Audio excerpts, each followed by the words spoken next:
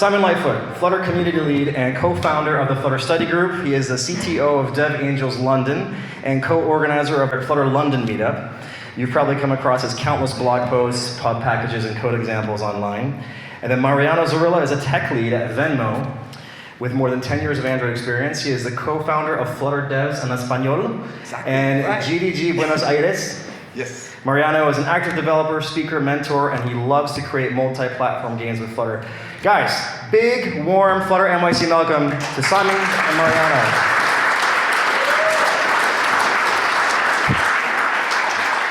Thank you so much, Martin. Thank you so much, us too, everyone, Flutter New York City, BGB as well, of course, everyone's representing the right there. Like Martin said, this international one, we got UK, got Argentina. This is my first talk in English, actually. I never did one, so I feel very excited.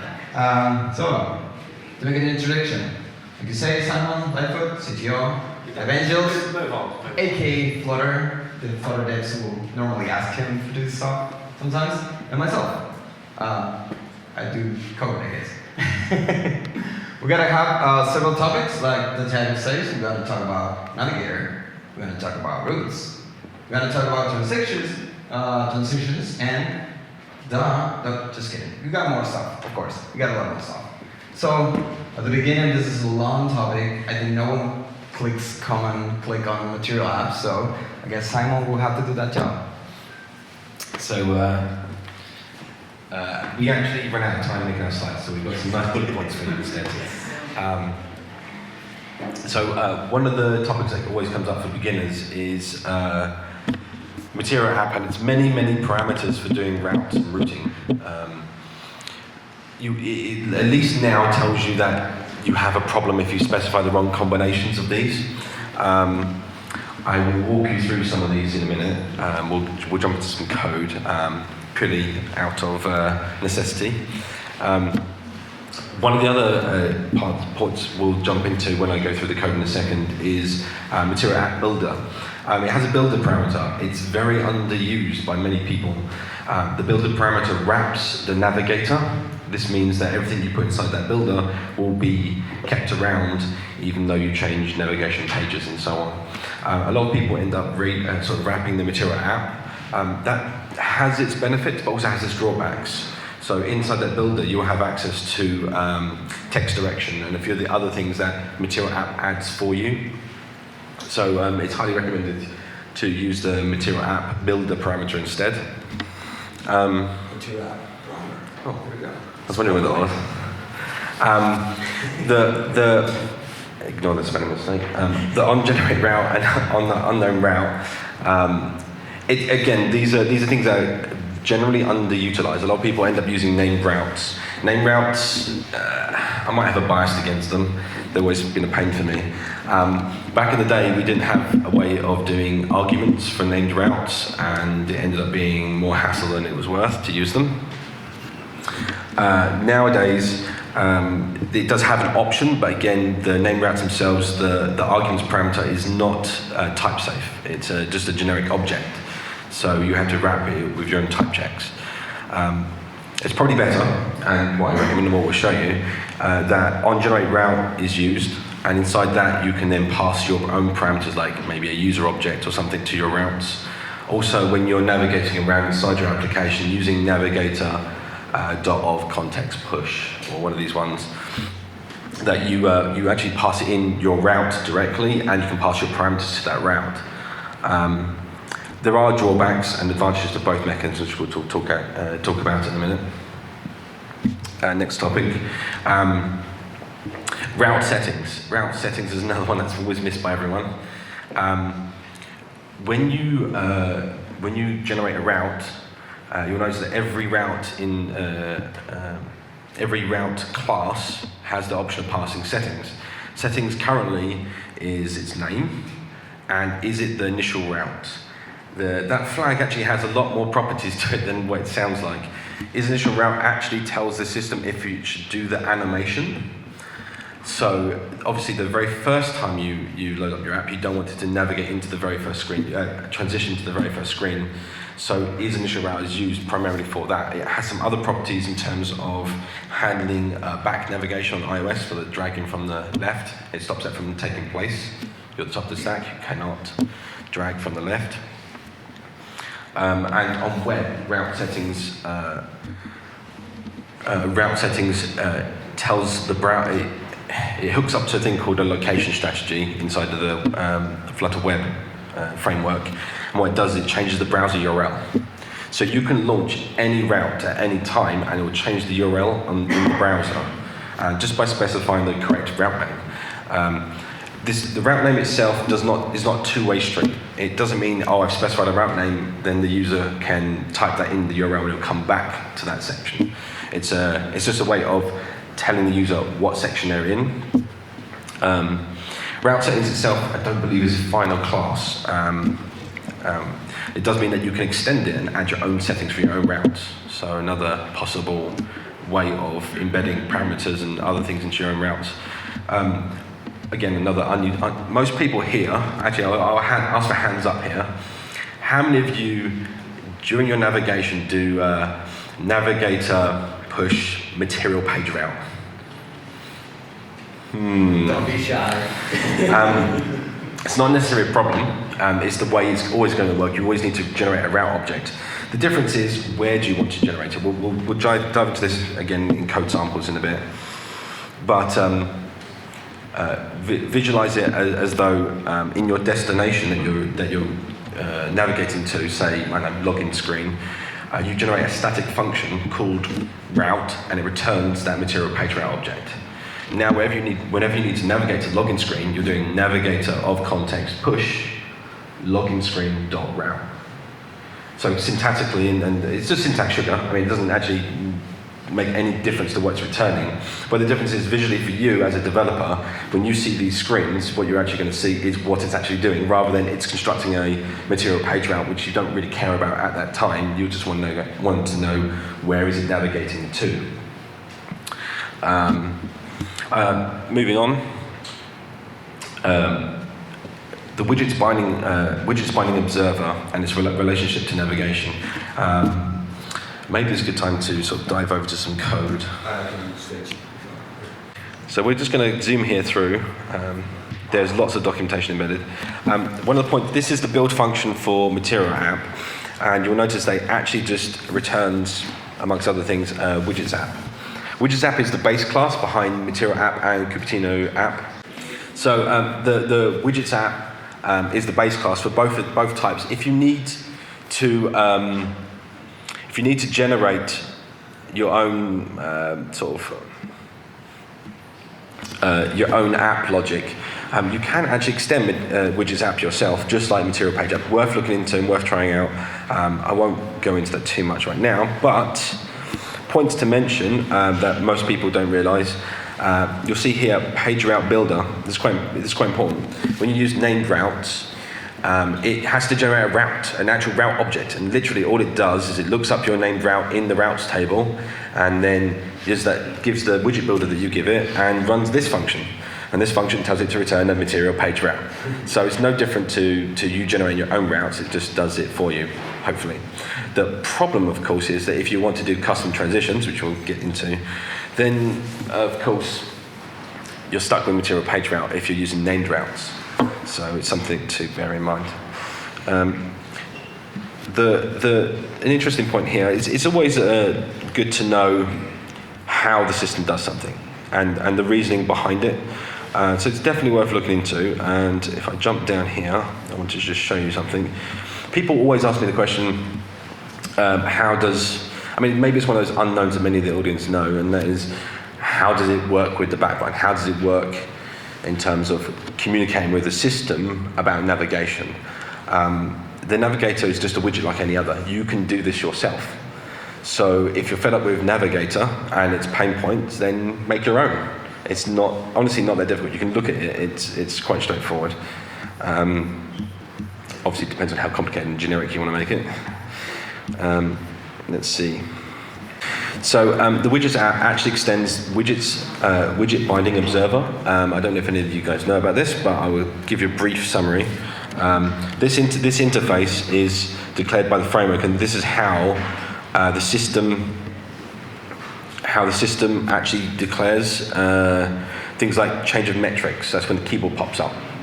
That's literally how your app knows about that. And when this function gets called, it goes and says what is the current window size, and then propagates that to media query, for example. Bit off topic here, but the main points we want to cover are these: did push route and did pop route, and these are called by the system. So if the user presses that back button on Android, it will eventually call this function here, did pop route, and by default returns false. It does nothing in widgets app. In the default handling. And did push route, again, is that if the system wants to push a route, this is for add to app, it won't go there right now, but you'll get that route string come through, and then you can decide what you want to do. The implementation in widgets app is just down here. And as you can see there, what it does is it looks at the current navigator and runs maybe pop for the pop state, and the push named, so it looks at the named route. So the widgets binding observer actually controls that link between the platform and the backstack. We did speak briefly about named routes, but I will show you something just to get that point home, and that is Navigator itself. So there's the push function. And that's what you're not used to, and then there should be a push named shortly around the corner. So push named here, it actually just looks up. This. So here's this. I'll mention this while we're here, since we're looking at the code. You'll find a lot of people. There's two ways of using Navigator. Navigator.ofContext.push, for instance, and that's the common pattern that you see quite a lot of things like media query. And a few of the other sort of inherited widgets in the platform, you have that of syntax, which everyone's used to. Highly recommended that you continue to use that for Navigator, just to create that kind of standard behavior across your application. However, annoyingly, and probably I believe these are being deprecated in Navigator v2, we'll come to that, and that is the static methods here. They literally just wrap those, so you can do you get your Navigator object and just do push named, and the first parameter becomes the context. But as you can see here, it just wraps the original behavior. So to be honest, use the of, keep it the same. It's probably better than having it different across your application. It also means you could switch out the Navigator later on and not have to have these static functions re-implemented yourself. So, but if we're going to push named, try now. Hope that's big enough. Yeah. Okay. Here you'll see that it's just calling push, which is the normal push route. Oh, go away. And then that is calling this route named, and that is basically that code. This is the code that actually does the lookup. So this goes into your routes table. So it does the route, generates the route settings based on the arguments you passed in, and then calls it on generate route. By default, the Material app provides a default mechanism for looking up that routes table, the named routes table. And then based on the return result, if it's null, you get on unknown route gets called, and then there's a hard error if you don't have an unknown route handler. There is an option to exclude that when it's this allow null, which allows you just to get a null back rather than throwing an exception when there's no route there. I don't want to talk you through the code. You can go look this up yourselves. But just let's get back on topic. Another one, Navigator system Navigator channel. This is so you can cause the app to actually pop. So what do you think happens when we hit that backstack? So give you an example here. Let's say the Android. You press the back button in Android. That enters the Dart VM, and we get that did pop route get called in the widgets binding observer. That then calls into the Navigator, and that handles the backstack. But at some point, if you're at the top level, you need to leave the application. you want to exit the application. And that is what the system Navigator channel does. I'll see if I can bring it up for you. It's preferable to call this directly if you need to leave your application. Let's say you had an update or you need to, forcefully terminate the application. It's always better to call this method, systemnavigator.pop, and that calls across a platform channel to the host embedder. So that'll be add to your Flutter engine, add to app system, and that will tell it to pop the activity in Android and pop the view controller on iOS. However, you don't really want to do exit, right? So if you're doing a hard exit on Darts emulator, it's the same as sort of just tearing your app down and not giving it, then have a chance to tidy itself up. So highly recommend you, if you need to leave your application forcefully for any reason, maybe you've got your own error handler, something happens, you catch an uncle exception, pop up a nice dialogue saying, do you want to report it? And they say no, okay, you terminate the application, right? So, good example of that.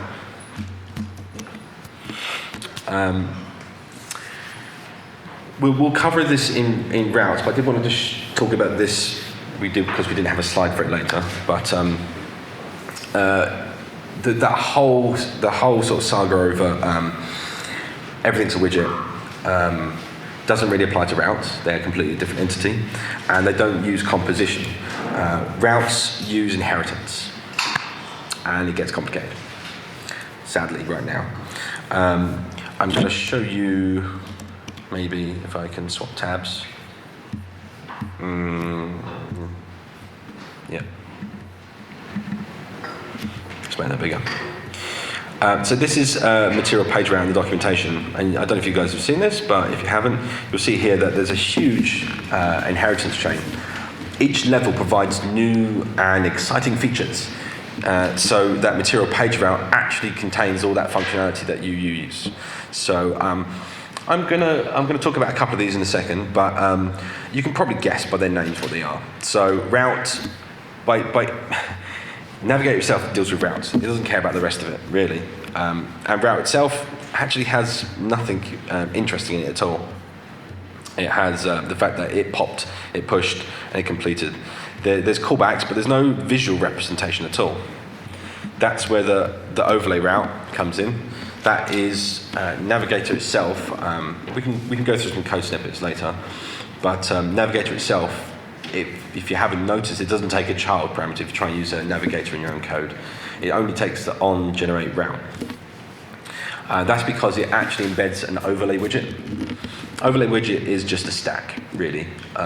It controls the stack, and the items in the stack allows you to remove items when you need to remove them. So a good example of that is, let's say, suggestions. Let's say you've got a text box and you have some suggestions that you want to pop up underneath your text field.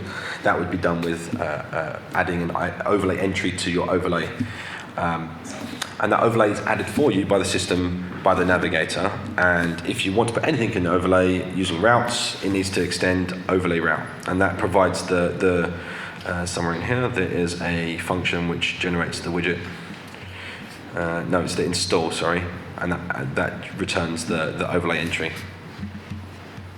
Transition route, funny enough, that adds there's actually build transitions, and that this also implies the other functionality, which is like, can you transition forward, can you transition back? But while I'm here, can transition from, can transition to, I implemented material page route and Cupertino page route, and they specifically mention you can only transition, and the transitions will only apply when going between types that are the same.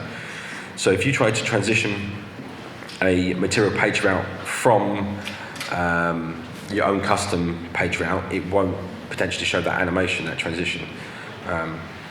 The logic is in the logic for the reasoning behind this is in there, but a good example is if you're trying to transition between Cupertino and material, the showing hiding of those transitions may not align nicely, so you probably don't want them to transition, and you can override that behavior if you want to. This is the one that's often overlooked by everyone. Every route, pretty much every route is a page route, if you didn't know, and then every page route is a modal route. Modal route allows you to do one nice thing, and it has an of method. we'll get into an example use case of this if I can find it. It's a static method, so it's right down there at the very bottom. And that allows you to get the current route from your build functions. Very, very handy. I'll give an example. If you extend the route class yourself and you say pass a parameter called title, and then inside your build you have an app bar and you want to display the title passed by the route, yeah? Then you can do modal route.of context, cast it to your route subclass, whatever it might be, and get that title string and then put that in your app bar. There's a lot of really good things that you can do by just making your own routes. It's very much an underutilized thing. Full screen dialogue. Hands up who's used that. Oh, there should be more. So if you've ever had that back button at the top of your app bar and gone, I don't want the user to go back from here, that's probably because you wanted to use this flag.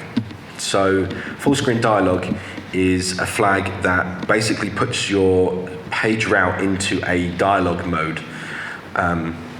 If you look at the material design spec, it actually has this notion of a full screen dialogue, which is just an activity really that fakes being a dialogue, that is full screen.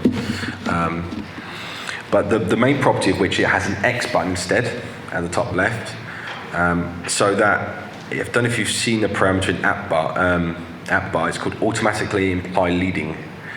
And that basically switches between the back icon and the close icon based on this flag, which can be really handy. So if you've got a piece of content that you want to display in page or maybe at top level, let's give you a good example. Terms and conditions. Terms and conditions. When you're not logged into your app, you want to display your terms and conditions full screen with an X button on the top so they can go back to the login screen, right? But they're still not into your app experience. So you could launch that route with full screen dialogue true. However, when they're inside your app and they go to the terms and conditions from your overflow menu, then you want to launch with full screen dialogue false, because then it will show a back icon and then it will pop that off the top of the stack and they're going back. So it's just about an experience thing, but there's other benefits that you can use this flag yourself. It's, as I said before, you can add your own route parameters and fields and use them to your own advantage. Local history route. If you have temporary content, let's see if I can get you a good set of the methods. There you go. So you can do that modal route.of, and then you can do add local history entry because it implements its mixing. And that allows you to take control of the backstack temporarily. When the back button is pressed, i.e. either at the app bar level or the back button widget, there's a widget called back button which you can put anywhere. Or the Android back icon itself, or swipe, or whatever it is now. It will call a function in here called onRemove that you pass to your local history entry. So it means that if you've got temporary content that you're displaying, I'll give an example here, and some pop-up menu or something, right? So when you open up that pop-up menu, it gets added to the overlay. You're not using routes necessarily here, right? This is the idea of using local history is if you don't want to use routes. You're not trying to take over transitions and other things full screen. Then you can do add local history entry, and you display in your overlay your menu, whatever sort of widgets it might be.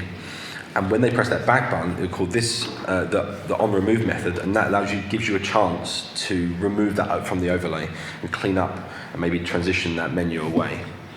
So this is kind of handy if you've got another good example, tabs.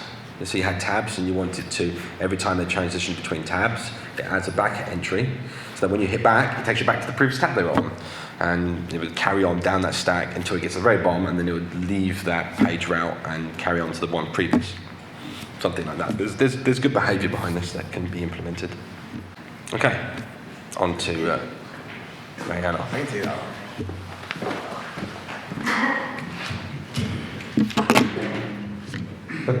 So that's a nice cue for this one. There's a lot of examples. So what we wanted to do is like in other applications, sometimes even Twitter and other apps, when you're in DMs or like not in the first home screen, what you want to do is like, if the user's there, if you want to hit back, you want to jump into the first one.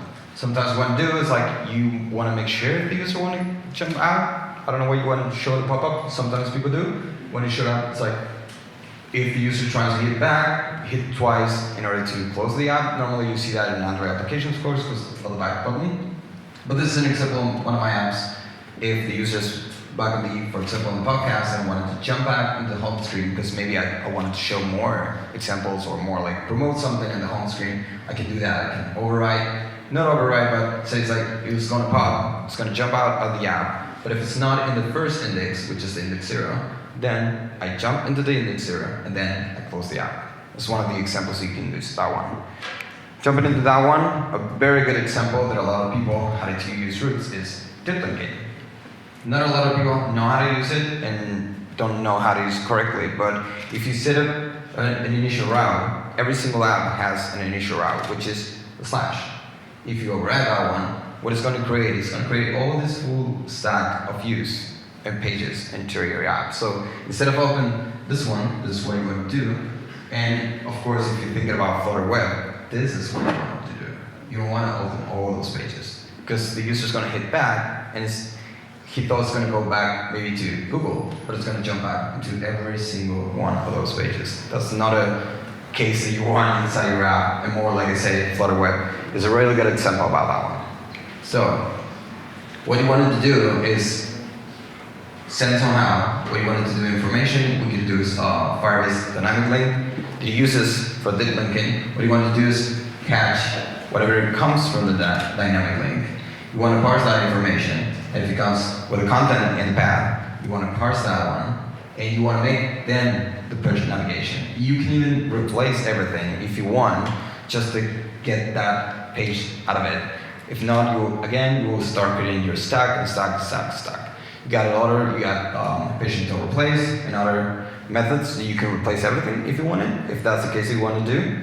If not, sometimes, for example, if you get into a DM from Twitter, and you're going to jump the user to the DM, but you want to hit the back and close the app. Maybe you want to jump into the app, into the home screen, because you want to show more content. You don't want the users to get outside your app, but you don't want the full stack of the DM, the list of DM. Then go back to the home. You're going to remove a lot of steps that are not useful for the user.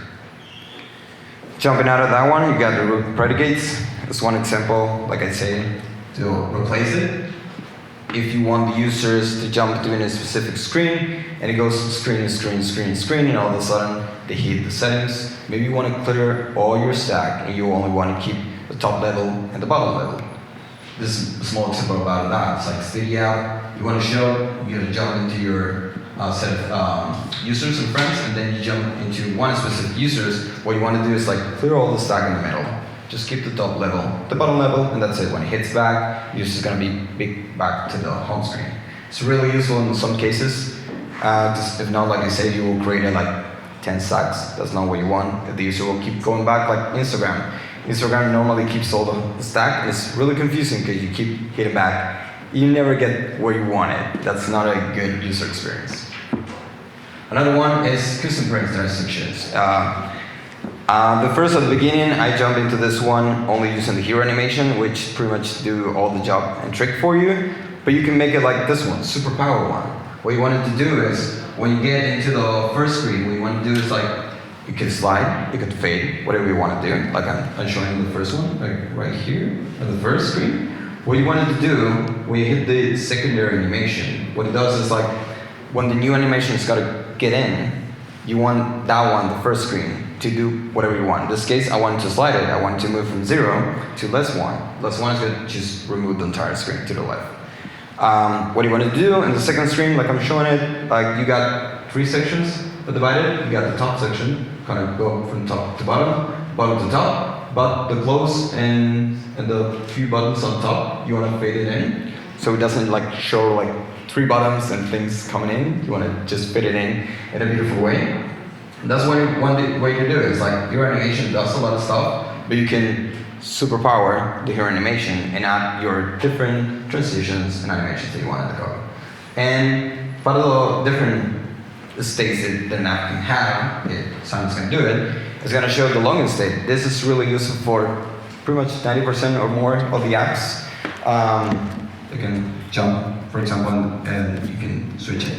But you want it to show and to the user to your login or your home screen, and that will depend if the user actually log in or not. So I'm gonna walk you through the code first, just to make sure you're aware of what's going on. Then I'll play the demo, and we can discuss, if you want to, the reasoning behind the choices that are made. I literally just put this together about an hour ago. I do want to. There's some key points I've put into this code that a lot of people don't take advantage of. So this is a common use case, and that is you need to know. I think every time I've made an app, there's a big question that comes up, and that is, how do I know if the user's logged in or not? At what point do I do that? And you just do it in your main function. So you can make your main function asynchronous, as shown here. It returns a future void, and it's async. And what this actually does is it tells the platform to continue showing the platform splash screen.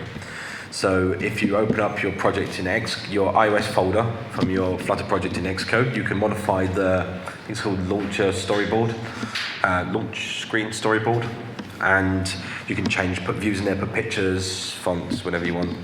And the operating system, iOS in this case, would continue showing that splash screen until Flutter returns back its first frame of graphics. The first frame of graphics will not come back until runapp is called. So by us inserting this await statement for our backend to initialize between those 2 points, it will continue to show the splash screen whilst you are preparing to display your first screen of your Flutter app. And the same goes for Android. Android has, if you open up the Android folder in the Android project, you'll find it has a section styles. And inside styles, you'll find it sets the window background to a drawable. And that drawable, you can look this up on Android dev sites. Drawables can be anything you like, stacks of graphics and text, alignments, all sorts. So a lot of, and I think the Android specifications for material design suggest you put your application logo in the middle of the screen, so that'd be good enough. At the moment in our demo, we've just done a nice big green screen, so yeah, happy days. This was added, I think it was 1.10 or very recently. You need to, if you want to call out of the Flutter engine, out of the .vm across platform channels before you call run app, you need to add this line in. This line basically ensures that the Flutter framework is connected to the engine before you start using it. It was actually added because previously there was unknown race conditions that were occurring because people were trying to use platform channels before they were actually set up. So we're doing this because we actually, when we start up our backend, which we'll see here, we're actually using shared preferences. This is just a demo, guys. But in this case, we're using shared preferences just to store the current user ID offline so that when they return back to the application, that we continue their current login state if they're logged in or not. And we're just going to pause here to show the splash screen on purpose so you guys get to see it. And then we just load the user ID and we create a user object based on user ID. But this could easily be a JSON file, and that could be a serialized JSON object of your user, or a profile, or many other bits of data, however you want to load it, from SQLite or whatever. But the idea here is that you don't return from your initialization function until you're definitely sure that your app is ready to show the user some content. And then we just have, I just want to point this out while I'm here. I implemented user.none. So it's just a static user object. In fact, I'll skip down to it here. That has a user ID of -1. It's just an invalid user. But the practical purpose of this is about non-nullable types coming up. A lot of the time, a lot of developers will use null to represent a value that doesn't exist. That's not very good for non-nullable typing. In fact, you'll probably end up just overriding non-nullable types with the extra operators, which I forget what they are right now. So instead, what you want to start doing is adding your own blank types, or your own blank constants in this case. So we're using user.none to represent no user at this time, instead of null. So you can see here, is logged in. If the user is not null, then they are currently logged in, because, not none, sorry, then they're currently logged in. I also made this private because at no point do we want to change the user outside of the backend. The backend is the only point that inside the application changes the user. This is about keeping that sort of separation of concerns so that the backend deals with the data And then the front of the app can deal with the user display and the widgets and such. And then we just made two simple, stupid functions here, which are just create a user account, or whatever goes. You can go fetch it from the server, do validation, Firebase auth, whatever you want to do. And then again, here we save it for offline. And again, we're awaiting that because these are future methods. And then log out, pretty much the same, we just set it to null and removing the credentials. Notify listeners is being called here. Now that method is actually coming from a change notifier. Again, notifier is very underutilized. This has been in the framework since day one, since alpha.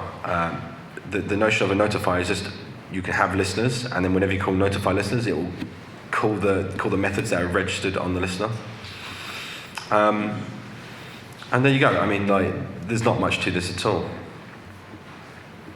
And just going on here, so the demo app. Let's skip forward here. So, yeah, I can't. There we go. When we initialize the state, we get the currently logged in user state, and then we add to those listeners. So the idea here would be that if the backend decides to notify us that it's changed in any way, in this case it's only when the user value changes, that we then determine, was the user previously not logged in, and now they are logged in, so we will show them the home screen of the application rather than the login screen. This is a predicate, which we spoke about earlier. This one here is kind of a cheat. It basically just says, get rid of everything. So this just basically says, get rid of everything that was previously there and only show the new route that I'm pushing on now. And the same goes here. If the user was previously logged in and they're now not logged in, then we want to show them the login screen.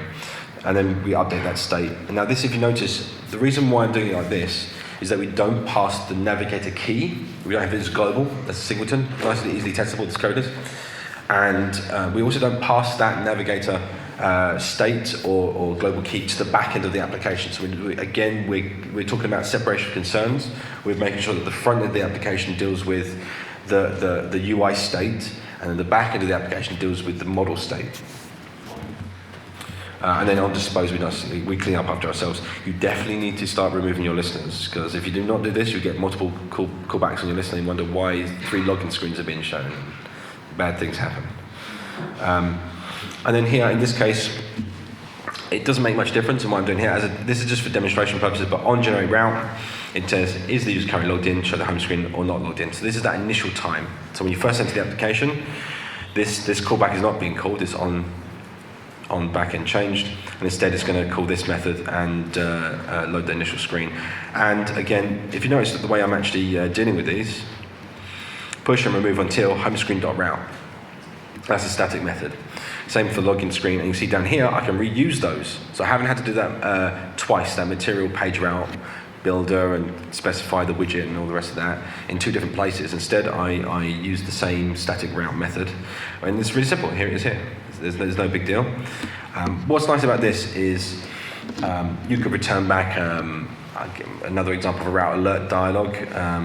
You can do a show dialog function, and that's going to return a route that returns back whatever value you want from your dialog, true or false when you press yes or no or something. And these are all sort of nice things that you can end up doing with this notion of using a static method.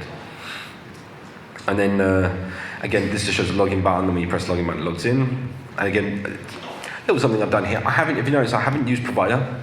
I was just doing this very quickly. I haven't used provider, and I haven't used inherited widgets at all. But I'm still able to do demo app of context backend login, because it just looks up the tree to find it. I mean, there's not that many items in the tree it actually has to iterate through, and I'm only calling this twice. So to me, it's not a big deal that in those situations, I call this little method I created up here, which is context.find ancestor widget of exact type demo app. This is the new format. This used to be get, I think it was like get widget of exact type of something or other. Anyway, these are the new typed ones. These are new generic types. This is in the new Flutter 1.12. So you'll get, in fact, I'll jump into the code right now. All the old methods, there we go. Ancestor state of type, deprecated. Please use find ancestor state of type instead. You're going to start seeing these if you upgrade. Don't be afraid. Just rename the method. And in this case, instead of a type match has been deprecated completely, and instead of a type match, you just specify the type itself in generics in the pointy brackets. What I'll probably do in a minute is we'll pop this example up on GitHub, on Gist, and then you guys can take the link if you want. And then finally, let's just see down here. We're just saying that when you press that icon, it logs out. When you press it, logs in. Just show some demo content. We'll just show this off right now. If I can. There we go. There we go. Whatever. All right. I mean, it's pretty simple. Log out. If I leave the application and go back to it, there's that splash screen while it's going to the server and it's saying doing stuff. I'm still logged out, right? I'm going to log in. This is really basic, right? This is your basic demo application. But the point here is there's no point of us showing some sort of spinner to the user. Obviously, we're pausing for a stupid amount of time right now. But the point here is that we're maintaining that state, we're keeping the separation of concerns. It's just a good sort of demo application to kind of bootstrap your applications when you have that login that everyone uses. Again, it's because people get this wrong, right? So people end up pushing routes and so I'll give you a good example here. You press the logout button, someone pushes the logout route right there. The problem with doing that is you don't know if your back-end modal state sort of about the user's if it's actually been changed yet. So you're keeping the timeline in correct order here. So we're saying once that data of the backend has changed, once the state of the of the application has been updated, then I'm changing the route because the state has been updated, right?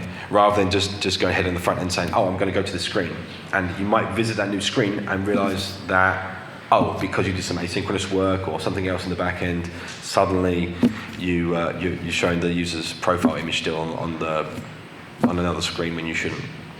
So anyway. Yeah, good, go for it. I'm only gonna take a minute so Martin has enough time and the guys, of course, for do more stuff. But I wanted to show an example that I have, for example, in my game that I built. Normally what apps has is this. You gotta start the app. If you want to jump into a specific section, you go to a specific section. But we're talking about web. Sometimes the user don't want to go to every specific section to go into that one. For example, if I wanted to create a download, here we go. What I created is a specific state, which is going to create is it's going to check if Firebase is connected, if the user is actually connected into this browser, and if not, you can send this. You can create an admin, a backend admin with Flutter Web. You can either, if you want it, I can remove this, and it can jump into the login screen. So if the user is actually logging, when it's going to jump into the actual admin, I'm not going to put the user because you guys are going to get into it. This is an actual production, what's that one?